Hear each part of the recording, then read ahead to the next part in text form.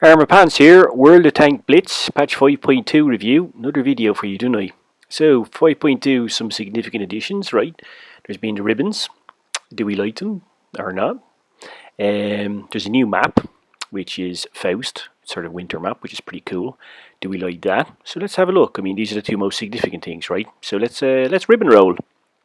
Now, first thing I'll say about the ribbons is that the ribbons themselves are a vehicle. So let's not worry about the ribbons. It's what they do, and it's the in-game notifications that come with them, and that's what's very important. Now, why is this important? Well, if you remember the video I recently did, it got over 60,000 views, kind of went a bit viral, about the state of the game, what's wrong with it, where it's going, and what Wargaming are trying to achieve with that, with new additions and updates. You'll remember that I did an analysis of what makes a good computer game, a scientific analysis based on some research from Technical University of Stockholm. Now, in that, one of the things I said, one of the things that was revealed, rather, I didn't say it, was about the interaction within the game, gameplay, and the things that contribute to gameplay. And one of the things was awards, achievements, interaction, the amount of interaction you have with the game, etc., etc. Oh, sorry about that. And we will see that the higher this is and the better this is, the better the computer game is overall as a whole.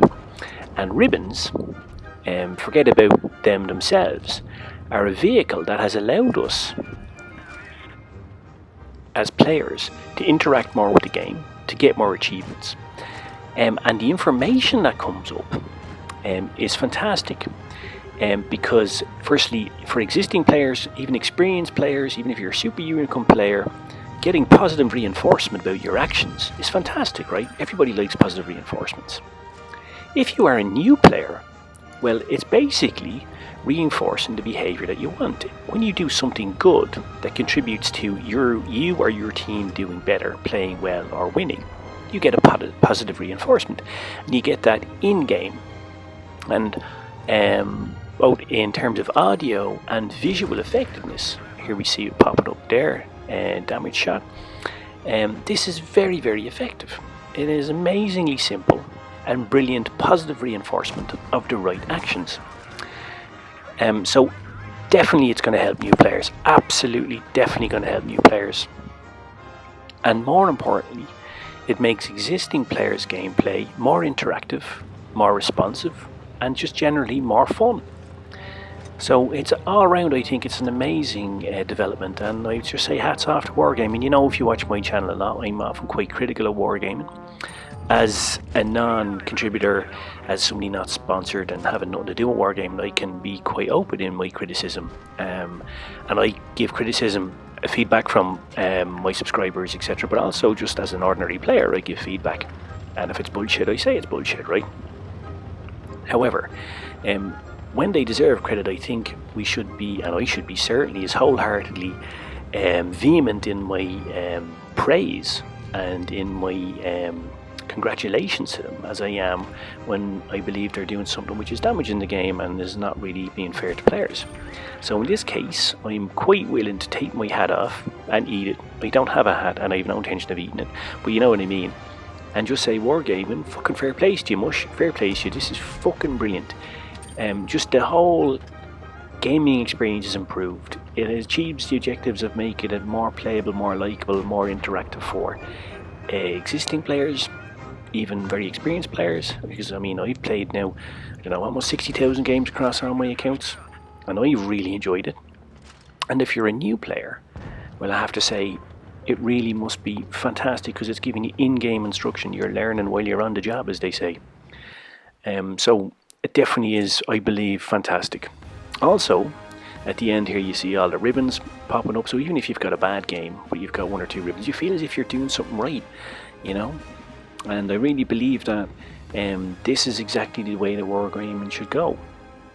By the way, we're not talking about the gameplay here or review or anything like that, but if you're wondering why I went left instead of going right, it's because the tank I'm in is has great turret armor, but it doesn't really have great hull armor. So if I went into the city, I'd be playing to the disadvantage of the tank, whereas I went into the desert to be playing to the advantage of the tank. That's why. But yeah, that's kind of, you know, open to interpretation, right? That's just what I did. Worked out all right though in the end, right? So can't really complain. Game today is not a day for complaining, is it? Now, anyway, so that's about ribbons, right? And as I said, it's not just about the ribbons, about the in-game info flashing up is fantastic and brilliant. So hats off to Wargaming. And I think this is going to solve a couple of the problems that we identified in the earlier video I did about the state of the game and where it's going, and is it in fact maybe dying. Now, onto this, Faust. Forget about the name for a second because I don't really understand the name because it's odd, because Faust is a folklore story in which a man sells his soul to the devil. Basically he sells his soul, so basically it's perdition, but in return he gets worldly goods, so it's basically the trade-off between afterworldly paradise and worldly goods. And if you're an atheist like me, that seems like a pretty good deal, huh? But anyway, that's a bit it's a bit highbrow for this video. Anyway, apart from the name, which is a bit odd, I mean, because I think it could be, it's called Ice Station Zebra. I don't know if you've ever seen that movie, or The Thing. It reminds me of both of those movies because it's pretty cool. But basically, it's sort of a some sort of missile base in the Arctic, somewhere in the Arctic Circle or in the Antarctic. And it's pretty cool. Now, the map itself is huge, so it gives lots of different types of play a run out. So if you play tank destroyers or mediums or heavies, there's something in it for all of you. Light tanks as well, there's something in it for everybody, all types of players with all types of styles, all types of preferred tank types, and I think it's just its lighting is so atmospheric. I mean, look at this tonal range here, just as you're going through there, the warm ambers and oranges, yellows out into the cold greys, whites and blacks. So the tonal range is amazing. You know, it has other ambient colours in there. You see the red and white, etc. The grey green of the buildings. The tonal range even here on this container is amazing. And it's also a very big map, so it allows you to get around. You're not going to get hemmed in. Has something for everybody, and it really is very different and just really fantastic. And I think we also needed a few extra winter maps, because winter maps are pretty cool, aren't they? I mean, both figuratively and literally. So I think the map is brilliant, and it does really remind me of, I said, Ice Station Zebra or The Thing, both of which are classic movies. If you haven't seen them, check them out, you won't be disappointed. Ice Station Zebra in particular has an amazing cast. It's a brilliant Cold War thriller. So yeah, check it out if you haven't seen it already. Maybe I should start a movie review channel as well. Sure, now you're going to talk about them a lot. The other thing about this map, I'll say, is that, you know, going back to the science that we talked about what makes computer games good, is that its variety of play styles, its tonal range, and this whole gameplay contribution it makes is fantastic, better than many of the maps in the game, and therefore even subconsciously it's contributing to the overall brilliance of the game itself.